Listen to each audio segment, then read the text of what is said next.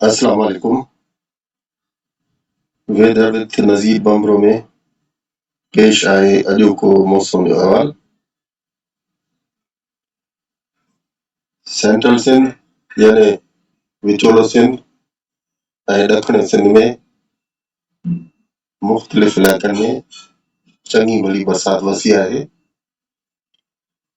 ॾखण सिंध में अॼु बरसात जो काफ़ी ज़ोर हुयो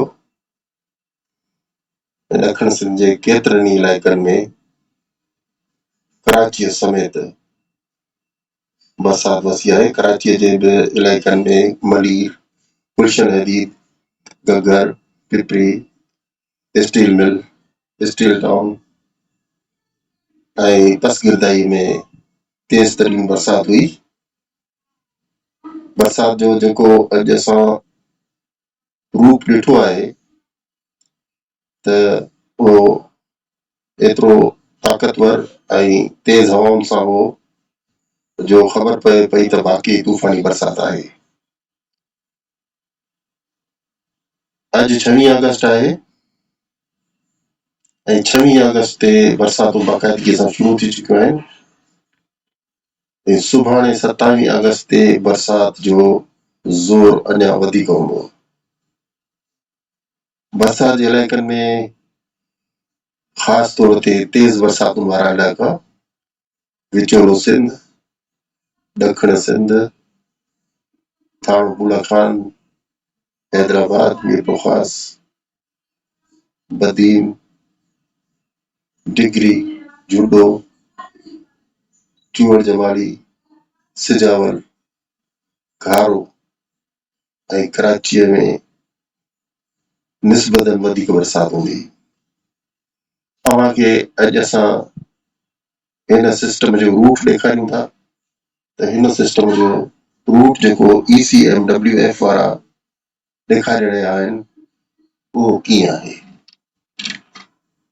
हिन सिस्टम जो मर्कज़ हिंदुस्तान जे इलाइक़े पालनपुर, उदयपुर वारनि इलाइक़नि जे वेझो आहे ऐं ही सेंटर जेको आहे उहो वक़्त सां गॾु शिफ्ट थींदो। जेकॾहिं मां थोरो परे खां ॾिसो त हिन सर्कुलर हवाउनि वारे लो प्रेशर सिस्टम में मॉनसून जूं हवाऊं बे ऑफ बंगाल खां लगातार शामिल थी रहियूं आहिनि जेके हिन सिस्टम खे अञा वधीक ताक़तवर करे रहियूं आहिनि। जॾहिं त हिन सिस्टम में अरबी समुंड मां अञा बि वधीक तइदाद मक़दार में हवाऊं शामिल थी रहियूं आहिनि जेके हिन सिस्टम खे अञा बि वधीक ताक़तवर करे रहियूं आहिनि।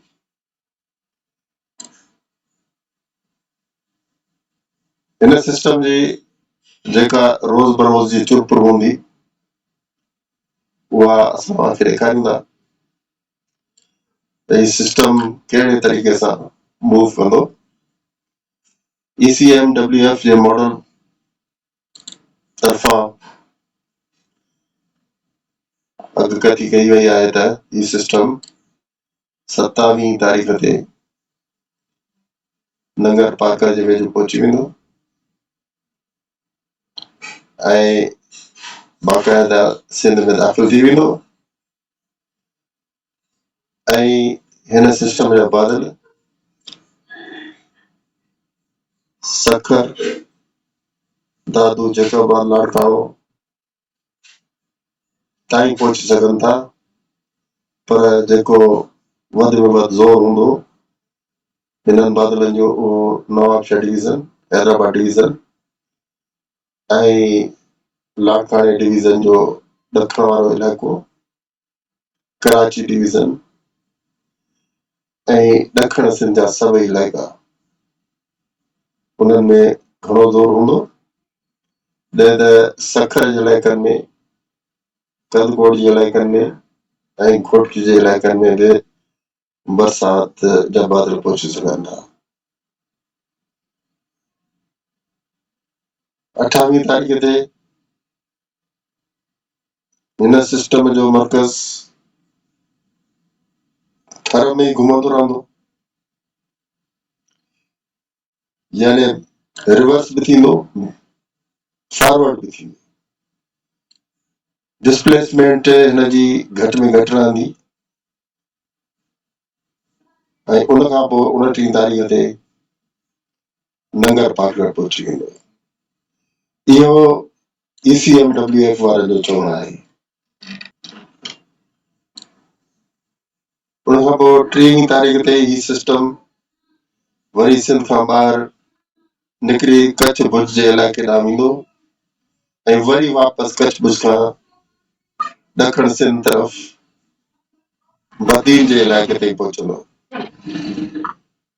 उन खां पोइ 31 तारीख़ ते तेज़ीअ सां ठटो क्रॉस करे कराची पहुचंदो ऐं कराचीअ मां बलूचिस्तान तरफ़ सफ़र कंदो ऐं ओरमाड़े जे वेझो पहुची वेंदो। त हिन सिस्टम जे करे जेका बरसात जेको रूट ॿुधाइनि था पिया, इन लिहाज़ सां बरसात जेका असांखे सम्झ में अचे थी त उहा सिंध जे विचोले में बि ज़्यादा हूंदी ऐं ॾखण सिंध जे इलाइक़नि में अञा घणी हूंदी। 27 तारीख़ अगस्त जी, उन खां 1 तारीख़ अगस्त जी 6 ॾींहंनि जो बरसात जो टोटल मिक़दार जेको शो कयो वियो आहे उहो गुजरात हिंदुस्तान में 300 मिलीमीटर, 350 मिलीमीटर, कच्छ भुज जे इलाइक़नि में, हिंदुस्तान जे इलाइक़े में 430 मिलीमीटर, बाड़मेर राजस्थान जो इलाइक़ो उते 45 मिलीमीटर, जैसलमेर में 58 मिलीमीटर, नंगर पार्कर में घटि बरसात वसंदी। इहो ECMWF वारनि जो चवणु आहे त 40-45 मिलीमीटर, पर इस्लामकोट ऐं मिठी खां बरसात वधीक वसणु शुरू कंदी ऐं ॾखण सिंध खां वेंदे उत्तर सिंध ताईं बि हिन प्रेडिक्शन में मिक़दार ठीकु ठाक ॿुधायो वियो आहे, जंहिंमें जेकबा जे इलाइक़े में 150 मिलीमीटर ॿुधायो वियो आहे, पर इहो 6 ॾींहंनि जो मिक़दार आहे, परेशानी जी ॻाल्हि न आहे। लाड़काणे जे इलाइक़नि में 140, दादू में 185, हैदराबाद में 200, शहदादपुर में 215, नवाबशाह में 160 ऐं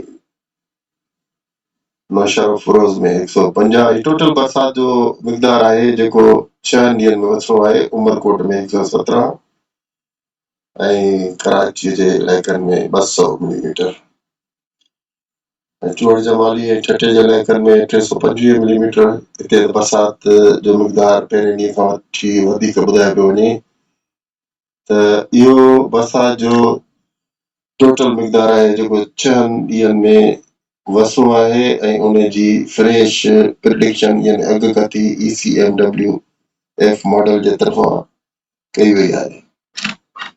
अॼु 26 अगस्त राति जा 9:30 थियनि पिया ऐं हिन वक़्तु बि बरसात जा सिस्टम जारी आहिनि ऐं नूरियाबाद जा इलाइक़ा, सिजावल जा इलाइक़ा, ठट्टो ऐं जाती जे इलाइक़नि में बरसात हली रही आहे। शाह बंदर में बि बरसात जारी आहे ऐं इन खां अलावा बरसात वधीक कराचीअ तरफ़ बि वसण जा इम्कान नज़र अची रहिया आहिनि ऐं मुमकिन आहे त हीउ सिस्टम कराचीअ जे वेझो अची कमज़ोर थी ख़तम थिए, छो त राति थी वई आहे। राति जो सिस्टम कमज़ोर थींदा आहिनि, पर हीउ सिस्टम एतिरो ताक़तवर आहे जो राति थियण बावजूदि अञा ताईं वसंदो पियो अचे।